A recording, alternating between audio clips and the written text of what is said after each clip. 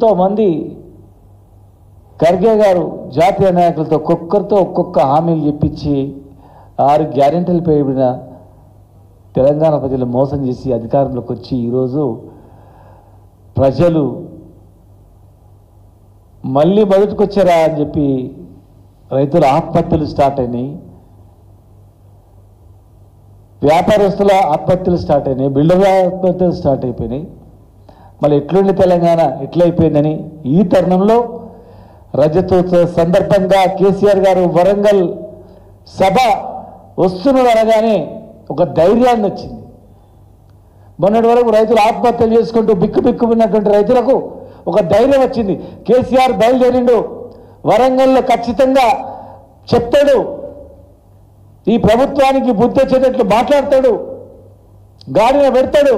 లేదంటే కేసీఆర్ గారు త్వరలోనే మళ్ళీ ఆయన వస్తేనే ఈ రాష్ట్రం బాగుపడుతుంది అని చెప్పి ప్రజలు 1000 కళ్ళతో ఎదురుస్తున్న సందర్భం కనుక లక్షలాది మంది అదే వరంగల్లో ఉద్యమ సమయంలో 20 లక్షలతో సభ పెట్టడం జరిగింది. మరి ఈరోజు లక్షలాది మంది కదులుతున్నారు. ఆ రోజుల్లో డైరెక్ట్గా లైవ్ అనేటివి తక్కువ ఉండేటివి. ఇప్పుడు క్షణాల మీద మొబైల్లోనే డైరెక్ట్ లైవ్లు ఉన్నాయి. అయినా లక్షల మంది వాళ్ళే బయలుదేరినరు. ప్రజలందరూ నడుచుకుంటూ వస్తున్నారు, ఎదుల బండ్ల మీద వస్తున్నారు, రకరకాల పద్ధతుల మీద ఈ కాంగ్రెస్ ప్రభుత్వం పైన ఒక దండయాత్ర మాదిరిగా బయలుదేరుతున్నారు, ప్రజలు బయలుదేరుతున్నారు. మరి మా పార్టీ నాయకులు కార్యకర్తలు ఉత్సాహంతో 20 సంవత్సరాలు కంప్లీట్ అయినందుకు వాళ్ళు బయలుదేరుతున్నారు. మరి ఈ సందర్భంగా అందరూ ఎక్కడ కూడా ట్రాఫిక్ అంతరాయం కలగకుండా, రోడ్లపైన ఆపకుండా, అవసరం అనుకుంటే రోడ్లు దిగి కింద సర్వీస్ రోడ్ల దగ్గర ఆపుకోవడం, రోడ్లకు ఇబ్బంది లేకుండా తొందరగా బయలుదేరి మండు టెండగైనా లెక్క చేయకుండా బయలుదేరుతున్న కార్యకర్తలు వాళ్ళ కళ్ళ ముందర తమ్ముడు శ్రీకాంత్ చారి యొక్క ఉద్యమ స్ఫూర్తి గుర్తొస్తూ ఉంది. తమ్ముడు యాదవ ఇషాన్ రెడ్డిల ఉద్యమ స్ఫూర్తి గుర్తొస్తూ ఉంది.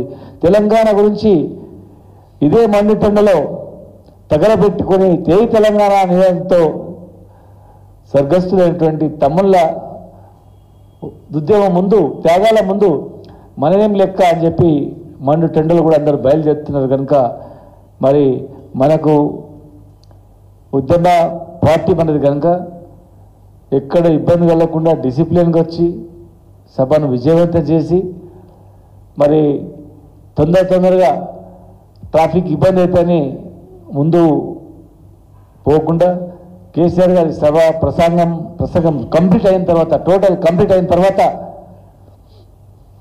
1-2 గంటల్లో అంత సెట్ అయిపోతుంది. కనుక కంప్లీట్ అయిన తర్వాత అందరూ బయలుదేరి అన్ని రహదారులు బ్రహ్మాండంగా మనం చేసినాం. కనుక అక్కడ నుంచి ఒక 2-3 గంటల్లో దాదాపు సగం పైగా జనం డైరెక్ట్గా ఇంటికి చేరుకునేటువంటి అవకాశం కూడా ఉంది. కనుక మరి మన కార్యకర్తలు, యువకులు వాళ్ళే సైనికుల్లా, వాళ్ళే ట్రాఫిక్ పోలీసుల మాదిరిగా, వారే ఒక మంచి వాలంటీర్ మాదిరిగా ఎక్కడి వాళ్ళు అక్కడ మన కళ్ళకు కనపడుతున్నటువంటి ట్రాఫిక్ అంతరాయం కావచ్చు, ఇంకేదైనా చిన్న సంఘటన కావచ్చు, వాళ్ళే స్వచ్ఛందంగా ముందుకొచ్చి ఎక్కటోళ్ళు అక్కడ మనకు చెప్పాల్సిన పని లేదు, ఎవరో చూడాల్సిన పని లేదు. ఖచ్చితంగా అన్ని విషయాలు మన నాయకుడు గమనిస్తుంటాడు. కనుక మనం అందరం ఒక నిబద్ధతతో మనం డిసిప్లిన్గా అక్కడ చేరేటట్లు ప్రసంగం అయ్యేంత వరకు విని, ప్రసంగం తర్వాత మనం ఎక్కడి వాళ్ళు అక్కడ కొద్దిసేపు ఆగి మనం వెళ్ళేటట్లు ఏర్పాటు చేసుకోవాలి.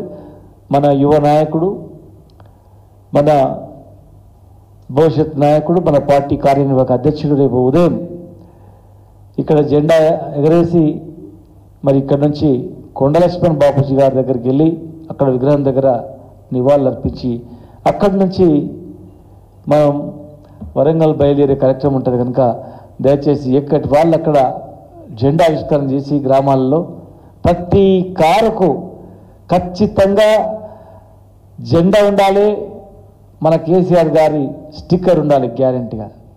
మన నాయకుని యొక్క పోస్టర్, వాల్ పోస్టర్ని ఖచ్చితంగా కారుకు ఉదయం ముందు వెనుక భాగం, బస్సుకు ముందు పక్కల వెనుక భాగం పోస్టర్ని అతికించుకొని తెలంగాణ జెండా కట్టుకొని తెలంగాణ ప్రజలకు, రైతులకు ఒక భరోసా, దండు గదిలిందిరా, మళ్ళీ వస్తుంది, మళ్ళీ మూడోసారి కేసీఆర్ గారు వస్తారు, ముఖ్యమంత్రి అవుతాడు, ఈ తెలంగాణ మనల్ని కాపాడుతాడు, మనం జర్ర ఓపిక పట్టుకుందామని ధైర్యంగా ఉండేటట్లు, రైతులకు ధైర్యాన్ని ఇచ్చేటట్లు. ఎందుకంటే ఆత్మహత్యలు చేసుకుంటారు అక్కడక్కడ, వ్యాపారస్తులు ఆత్మహత్యలు చేసుకుంటారు అక్కడక్కడ, ఎంతోమంది ఎన్నో రకాలుగా ఇబ్బందులు పడుతూ ఉన్నారు.